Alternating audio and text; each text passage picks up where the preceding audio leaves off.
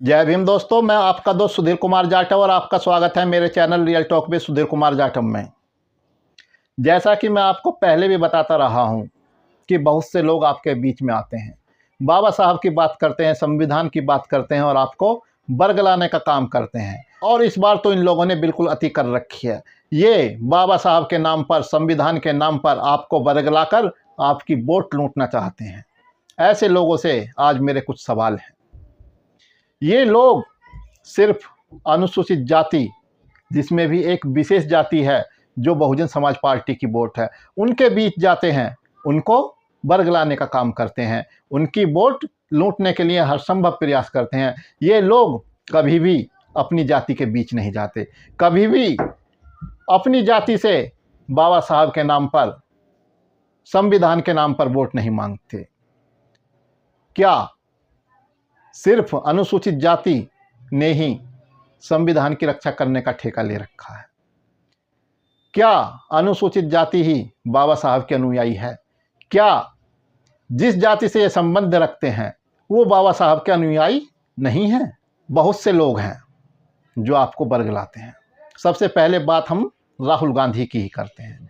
राहुल गांधी अपनी हर सभा में, अपनी हर प्रेस कॉन्फ्रेंस में संविधान को बचाने की बात करते हैं, संविधान के नाम पर वोट मांगते हैं, लेकिन वो खुद संविधान के विरुद्ध असंवैधानिक शब्द बोलते हैं।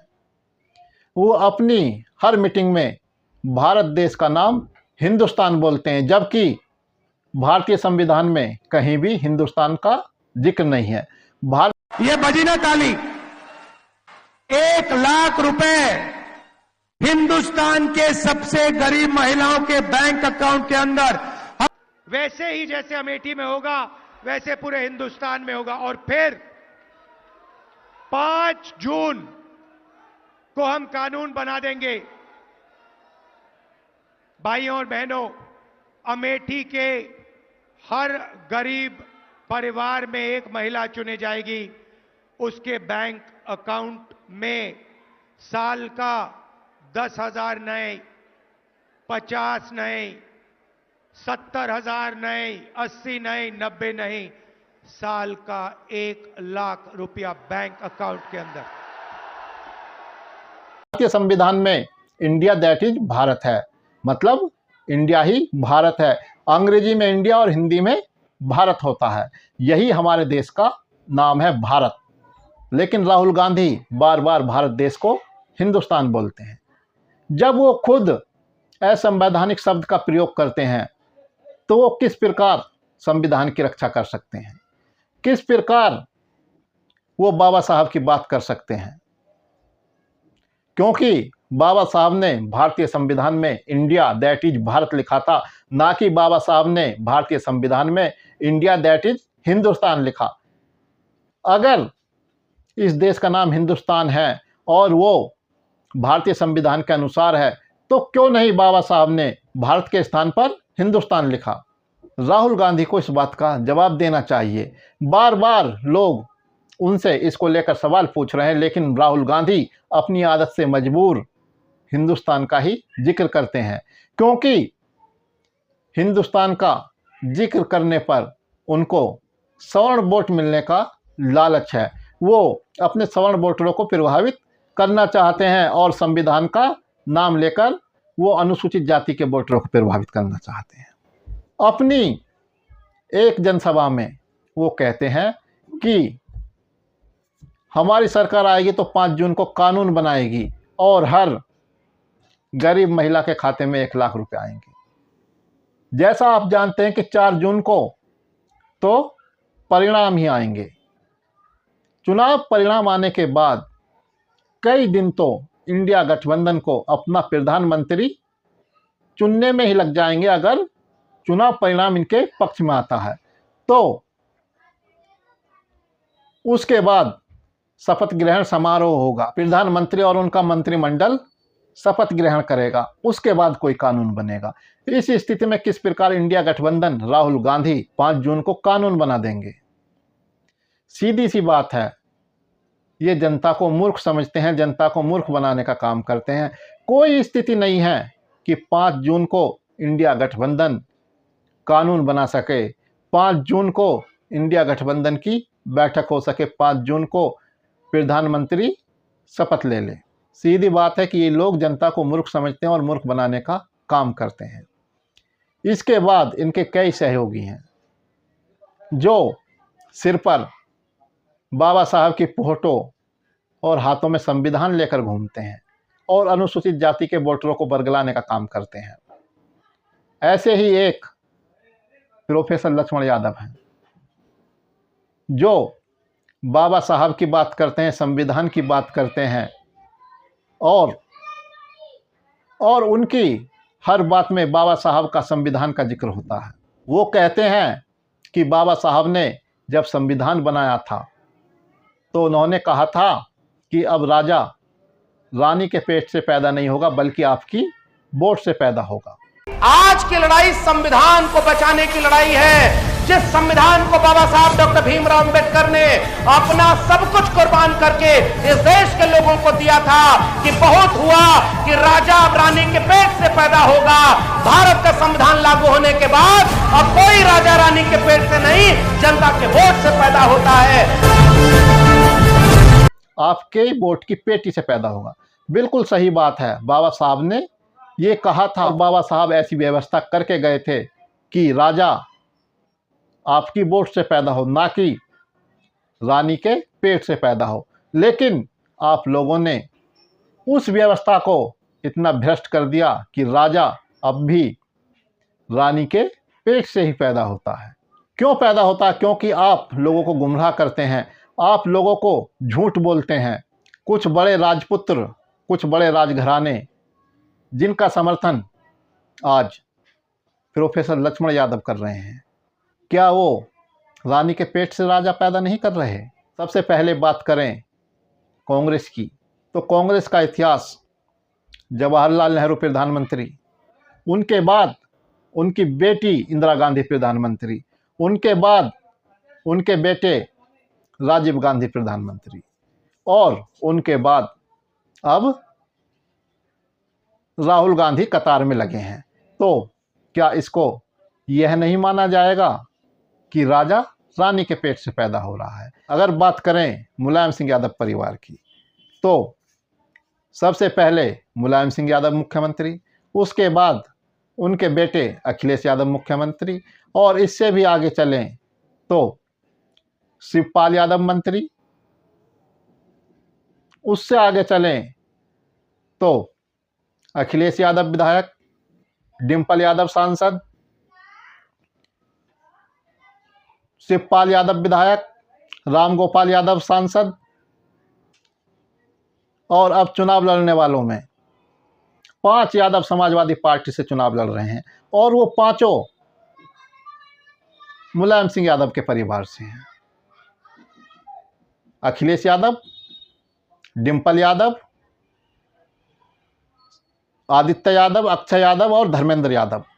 क्या ये राजा रानी के संबंध को नहीं प्रदर्शित करते? अगर बात करें लालू यादव परिवार की, तो सबसे पहले लालू प्रसाद यादव मुख्यमंत्री बनते हैं, उनके बाद उनकी पत्नी राबड़ी देवी मुख्यमंत्री बनती हैं, उनके बाद उनके बेटे तेजस्वी यादव उप मुख्यमंत्री बनते हैं, उनके बेटे तेज प्रताप यादव मंत्री बनते हैं और इसके बाद भी वो विधायक रहते हैं। और आज लोकसभा चुनाव उनकी बेटी मीसा भारती लोकसभा चुनाव लड़ रही हैं, उनकी बेटी रोहिणी आचार्य चुनाव लड़ रही हैं। तो क्या ये रानी के पेट से पैदा हुए राजा की श्रेणी में नहीं आते हैं? आप क्यों बरगलाते हैं जनता को? आप क्यों झूठ बोलते हैं जनता से? बाबा साहब ने सही कहा था कि राजा अब रानी के पेट से पैदा नहीं होगा बल्कि आपकी वोट से पैदा होगा, लेकिन आपने उस व्यवस्था को नष्ट भ्रष्ट करने का काम किया है। आपने भारतीय संविधान की मंशा के अनुरूप काम नहीं किया और आप कहते हैं कि राजा अब रानी के पेट से पैदा नहीं होगा बल्कि आपकी वोट से पैदा होगा। आप चाहते कि वो उसी वोट का प्रयोग राजकुमार चुनने के लिए करे, वो उसी वोट का प्रयोग राजकुमारी चुनने के लिए करे। आप जिस व्यवस्था का विरोध कर रहे हैं, आप उसी व्यवस्था का समर्थन कर रहे हैं। आप जनता को बेवकूफ़ बना रहे हैं।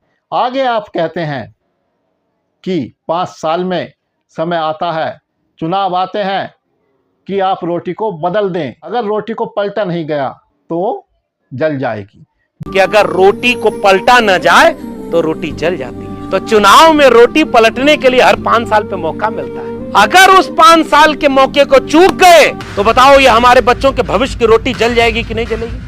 हमारे बच्चे हमसे पूछेंगे कि नहीं पूछेंगे कि जब रोटी पलटने का वक्त था तो चाचा आप किस नाम पे वोट दिए? तो कहोगे कि धर्म के नाम पे वोट दिए। तो बच्चा क्या कहेगा कि हमारा भविष्य। अगर वो बच्चा आपसे 25 साल 20 साल बाद पूछेगा कि जब संविधान बदला जा रहा था, जब वहां का नेता, यही अयोध्या बगल में है ना, वहां का नेता खड़ा होकर बोला कि हमको 400 सीट चाहिए क्योंकि हमको देश का संविधान बदलना है, तो बताओ उस संविधान बदलने वाले को वोट अगर दे दिया तो हमारा 20 साल बाद 25 साल बाद हमारा बेटा बेटी हमसे पूछेगा कि नहीं पूछेगा कि जब संविधान बदलने के नाम पर वोट मांगा जा रहा था तब तुम क्या कर रहे थे? 5 किलो अनाज पर वोट दे रहे थे। ये तो सवाल पूछेगा ना भाई। अरे इस खेती किसानी में इतना इस देश का किसान पैदा कर लेता था कि 50 किलो अनाज बेच करके अपने बेटा बेटी को पढ़ाता था। बिल्कुल सही बात है, मैं आपकी बात से सहमत हूं।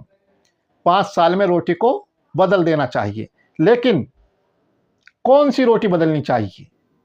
क्या वो कांग्रेस की रोटी नहीं बदलनी चाहिए जिसने 5 साल नहीं 60 साल इस देश के राज्यों और केंद्र में शासन किया? क्या इन 60 सालों में रोटी जली नहीं होगी? अरे जली नहीं होगी, बल्कि वो कोयला हो गई होगी। तो फिर आप उस कोयला हुई रोटी को ही क्यों खवाना चाहते हैं जनता को? आप उस कोयला हुई रोटी को ही जनता को क्यों खिलाना चाहते हैं? आखिर आपका उस रोटी से क्या मोह है? आपने उसी रोटी से पंडित जवाहरलाल नेहरू को चुना, पंडित जवाहरलाल नेहरू के बाद उनकी बेटी इंदिरा गांधी को चुना, उनके बाद उनके बेटे राजीव गांधी को चुना, और अब आप राहुल गांधी को चुनने की बात कर रहे हैं। क्यों नहीं इस रोटी को पलटा जाए? क्यों नहीं इस रोटी को जो जल चुकी है बिल्कुल एक तरफ हटा दिया जाए? आप बिल्कुल सही कहते हैं कि रोटी को 5 साल में पलट देना चाहिए। तो इस देश ने, इस उत्तर प्रदेश ने मुलायम सिंह यादव को मुख्यमंत्री बनाकर मौका दिया, उनको रक्षा मंत्री बनाकर मौका दिया। उसके बाद उनके बेटे अखिलेश यादव को मुख्यमंत्री बनाकर मौका दिया। उसके बाद उनको सांसद विधायक बनाकर मौका दिया। उनके भाई शिवपाल यादव को विधायक बनाकर मौका दिया। उनके भाई रामगोपाल यादव को सांसद बनाकर मौका दिया। उनकी बहू डिंपल यादव को सांसद बनाकर मौका दिया। उनके भतीजे धर्मेंद्र यादव को, अक्षय यादव को सांसद बनाकर मौका दिया। अब भी आप क्यों चाहते हैं कि उसी रोटी को जनता खाए? क्यों नहीं उस रोटी को जनता बदले? क्या वह रोटी जली नहीं होगी? जली होगी प्रोफेसर साहब। तो आप बदलिए उस रोटी को, पलटिए। आप कहते हैं कि 5 साल में रोटी बदल देनी चाहिए, 5 साल में रोटी पलट देनी चाहिए, लेकिन आप उसके विरुद्ध काम कर रहे हैं। आप उस रोटी को ही तवे पर रखना चाहते हैं, उसको पूरी तरह से जलाना चाहते हैं। क्यों नहीं आपकी यह बात लालू यादव परिवार पर लागू होती? पहले लालू प्रसाद यादव और उनकी पत्नी राबड़ी देवी ने मिलकर 15 साल बिहार में शासन किया। उसके बाद उनके बेटे तेजस्वी यादव 2 बार बिहार के उप मुख्यमंत्री रहे। उनके बेटे तेज प्रताप यादव बिहार सरकार में मंत्री रहे। उनकी बेटी मीसा भारती सांसद रहीं, और अब भी मीसा भारती और उन्हीं आचार्य चुनाव लड़ रही हैं। तो क्या सिर्फ बार बार यही रोटी जनता को खानी चाहिए? क्यों नहीं इस रोटी को जनता बदले? क्यों नहीं जनता इस जली हुई रोटी को निकाले? क्यों नहीं वह किसी अन्य दल का चयन करे? क्यों नहीं वह किसी नए आदमी को मौका दे? क्यों नहीं वह बहुजन समाज पार्टी को मौका दे जिसने कभी भी केंद्र में अपना मंत्री तक नहीं बनाया? क्यों नहीं वह बहुजन समाज पार्टी को शासन करने का मौका दे जिसकी कभी भी केंद्र में सरकार नहीं रही? रोटी बदलिए, क्यों नहीं बदलते रोटी आप? रोटी को पलटिए, वरना यह रोटी जल जाएगी। आप बात करते हैं कि जब संविधान बदलने की बात हो रही थी तो आप 5 किलो राशन के बदले वोट दे रहे थे। अगर 5 किलो राशन के बदले वोट देना पाप है तो 10 किलो राशन के बदले वोट देना कौन सा पुण्य है? आप और आपका गठबंधन भी तो 10 किलो राशन के बदले वोट मांग रहा है। क्यों? आपके पास मुद्दे नहीं है वोट मांगने के लिए? क्या आप मुद्दा विहीन हैं? आप क्यों नहीं शिक्षा की बात करते? आप क्यों नहीं शिक्षा पर बात करते? आप क्यों नहीं बताते कि आपने 60 साल में इस देश को क्या दिया? आप क्यों नहीं बताते कि 60 साल में आप देश को कहां से कहां ले गए? अगर इस देश की आज जो भी स्थिति है उसमें 1/4 भारतीय जनता पार्टी का योगदान है, तो उसमें 3/4 इस देश को यहाँ लाने में कांग्रेस पार्टी का योगदान है। इन समाजवादियों का योगदान है जिन्होंने कांग्रेस और भारतीय जनता पार्टी दोनों को समर्थन दिया और लिया।